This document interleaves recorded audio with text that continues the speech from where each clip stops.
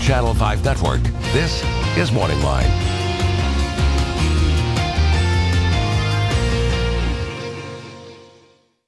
Good morning, everyone. Thanks for joining us on MorningLine. I'm Nick Beres. I've worked here for a while, so I hope you're familiar with me. If you're not, just tune in and get to know me, all right? This is the big show. It's the flagship on the Plus station. We've been doing it for years. And on a Monday, we like to kick things off with a bang. So we always try to have a really good, provocative guest. Sadly, we can't always deliver. But today we can. All right, so the phone lines are going to be open, and you're invited to join in the conversation as we talk with Davidson County Sheriff Daron Hall. I'm on a roll this morning. You're used to my buffoonery. It's good to have you on, sir. Thank you for having me. You know, I have to tell you, there are many other sheriffs in our viewing area that have expressed interest, police chiefs, and sometimes coming on. And it's because they see you on here, and they think it's great because it's your chance to come on and take calls from the viewers, talk about things going on in the jail and law enforcement. I think it's great. You enjoy coming on the show. Yeah, you know, it's. I mean, for the most part. Yeah, I do. But I you know, I think it's important, you know, to talk about issues when it's not in the heat of the moment sometimes. And again, it's not always easy. Some of the public obviously have questions, and but I think it's our job. I try to go around the county and luncheons and speak at various things to inform what we try to do instead of being on the defensive when something goes wrong, and that's going to happen too. But yeah, but you come on even when things sometimes go wrong. As with every jail, there's going to be issues sometimes. Right. But I appreciate that you know, you always come on. And anyway, it's good to have him on. The number on the screen, 737-7587. If you have questions or comments about the jail and some of the things the Sheriff's Department's involved with, one of which tonight, again, every game at this stage, and I know you're a big sports fan, is the biggest in the history of the Predators. And tonight, Game 6, it's going to be crazy down there, and your department's involved with some of the festivities, right? Yeah, we're real excited. We're going to be doing the honor guard. That's neat. Our chief deputy is a Marine, and he's led that over the last many years. We've done several things, but I was driving in this morning thinking how cool it would be for them, or all of us, the city as a whole, but to be able to say that I was on the honor guard maybe when it closed the series out, went on to the Stanley Cup. Just happy for them, happy for the city. I mean, I was at the first hockey game, my mother and I, first hockey game ever here. I think we were at the 10-year anniversary game and got a puck each time. Yeah, do you remember that? The very first one I was at as well, and I got one of those hockey pucks. I still have it, and it's hard to, that was, how many? I mean, 20, yeah, that long. Years. I mean, it takes a while. That's why it's a big deal. 20 years, we've never been this far. Yeah, and it's exciting. And if I were honest, 20 years ago sitting there, I would never have thought the city would have done this. I mean, I think I thought, well, maybe hockey. Folks that are coming in from, you know, the Northeast primarily, or you know, that have an interest in hockey may hang on to it. I don't think I ever saw what I consider to be people who grew up here, myself and others, embracing it. I mean, and it's great. I watched my sons watch the game, and and I think, you know, they're so passionate about it, and they've never played it in their life, and it's just hard. I grew up liking sports I played. I like to watch sports I played, and I would have assumed they'd be the same way, but they're as passionate about this as anything. And I don't know. I remember the Super Bowl run we were on in '99. It's exciting too. It was, but this just feels. I don't know if it's because. I don't know. I don't know whether it's just nationally we're getting a lot of. It's just different. Now I'll say this though. I mean, and they're rabid, you know, hockey fans. If the Titans were playing in a Super Bowl, it would be bigger than the Predators in the Stanley Cup. I agree. And what I mean, I don't mean it's more important. I don't mean anything like that. But I just think this town's going crazy over it. And it's the nature of football in the South and in Tennessee. And it's no knock on the Preds, who, if they win, who knows, that could change. But in my opinion, I could be wrong, but I just think that if the Titans reach the Super Bowl again, that in any city, the Super Bowl still is the pinnacle of all sport in this country because NFL is king. But I'll tell you what, the Predators could win the first world championship ever for this city, and that would always be something, you know, wonderful. I was driving in listening to a sports talk show, and they were talking about, you know, the place is sold out and there'll be 4,000 or 5,000 people in the streets. And I started thinking about it. Think about that, 17,000 or so inside, 5,000 out. It's going to be more than that. But even that is still just a third of the stadium for Titans. I mean, that's 20. But they play so many more games. Anyway, it's an thing about this team that's great, and I know we're not doing a sports talk here this morning, but I can't believe they went to Anaheim and won. What heart. And that's what's amazing. Even if you don't care or really understand hockey, I don't understand it as well, even though I'm, you know, very much in support of them. I just can't help but think you lose two of your best players, and you still go on the road and win. This is a team with heart, and I don't care what sport you're talking about. How can you not admire that? And I don't know what it is. Football football's not this way to me, or any other sport, but I just feel like I am so. Just any goal wins. You know, I just feel like one goal, and you just feel like it's taking your whole heart out. You're sitting there waiting, and it's the other team's. I don't know. I need some more chances to catch up. That one goal feels like it's over, and we're out there, and I'm thinking. I was teasing my younger son. I said, I think we're just getting players off in the concession stands to come in and sit in and play. I mean, and they still do well. Yes. Bringing them up from Milwaukee and all of that. All right, so who's singing the national anthem tonight? I have a guess. Okay. What's your guess? I guess it's Trisha Yearwood. Trisha Yearwood. I've heard more than one person say that.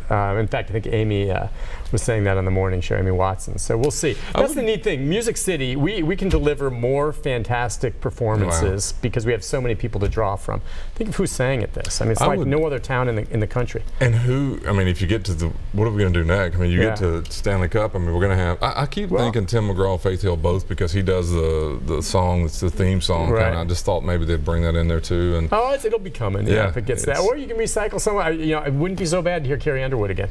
Yeah. You know, I mean, that's all right with me. So, well, anyway, the phone lines are open. If you want to jump in, 737-7587. Just wanted to ask real quickly before we get to the calls, and we've got some coming in. A couple things. First of all, what's the status right now? Every time I drive by the construction site, and in the morning, a lot of times, I don't know, that's when they do the blasting. You can feel it over here. Yeah, I think it's around 6 to 6:20 each morning that they've got it setting up. I think that's about finished. They're wrapping that up, and I think these are terms I'm not real familiar with, but I know there's some footers going in the foundation in the next 10 days or so. I think they're going to get started on that. And then it's basically a 24-month build, I believe. You know, in the year 2019, I think the projected date is May of 19 now. So that's they're on course. Pretty good schedule. Yeah, I mean there was, and I'm like you. I'm watching them dig down to get to the lower level of that thing. It's hard to believe all the rock they're taking out of there, but. You know, I think it's on schedule, and you know, good news is that we, you know, we should see something productive in the next several months come out of the ground, and then just kind of watching it finish up. Yeah. All right. Well, let's take a few phone calls before we go to the first break. And you know who we go with first? He always gets in when you come on first. It's Joe. All right. Good morning, Joe. Good morning, Nick. Hey. Hey. Good morning, Joe. Y'all already covered one of the questions about the jail, so I won't even hit on that. But I was watching a program on the Cook County. Yeah, I saw that. And one of the first persons I thought of was you, because the narration of the program was that a lot of the people was spending more time in the Cook County jail for the sentence they got. By the time they got out of Cook County jail, the sentence was up. They didn't even go to prison.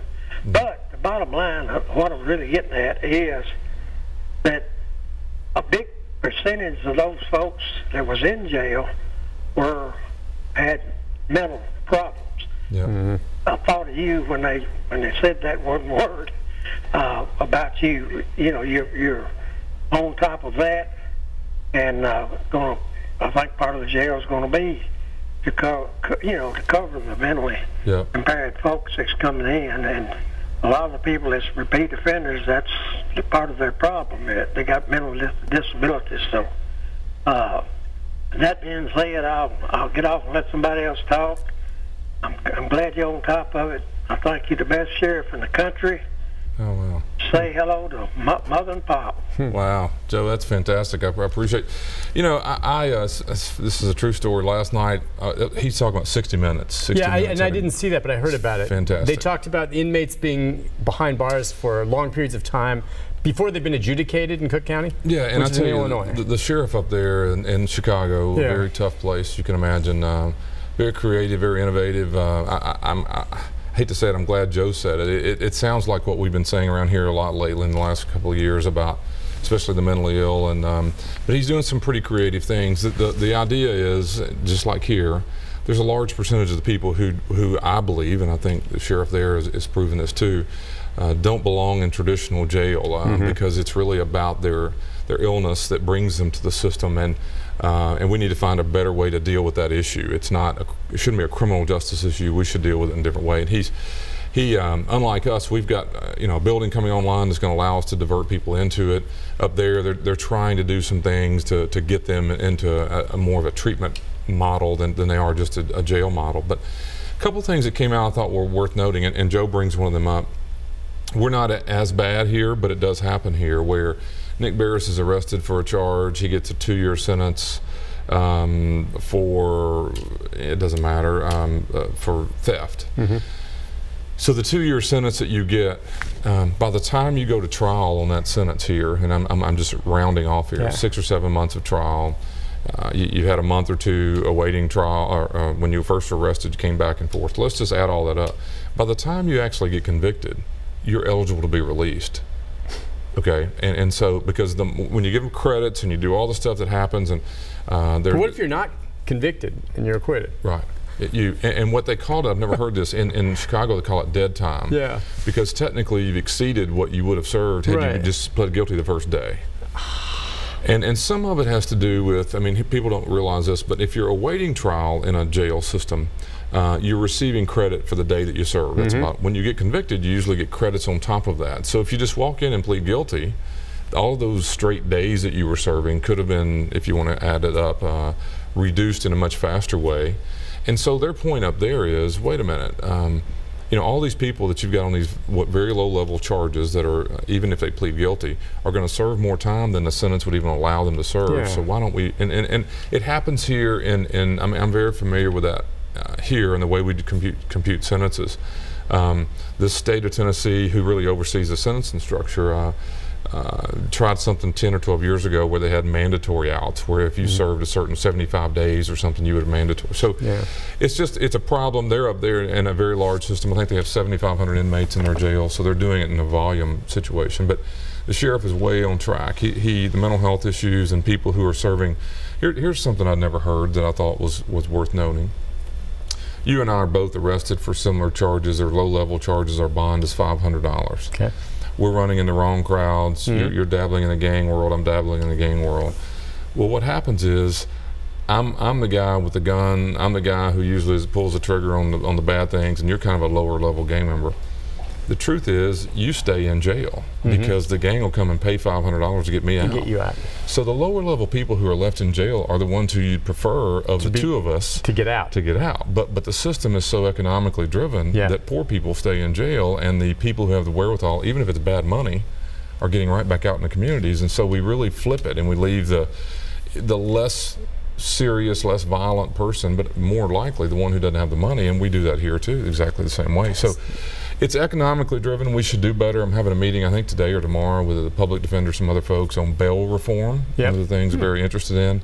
It's a bad system. The bail system is just not very good. Kentucky does it much better than we do. I want to ask you a little bit about that. We have to go to a break, but that just hit me. Just remembering the list and how bail and how bondsmen work and all that. We'll get into some of that. Plus, we have more phone calls for you. Let's take a break. When we come back, we'll take more of your calls and continue our conversation with Davidson County Sheriff Daron Hall right after this.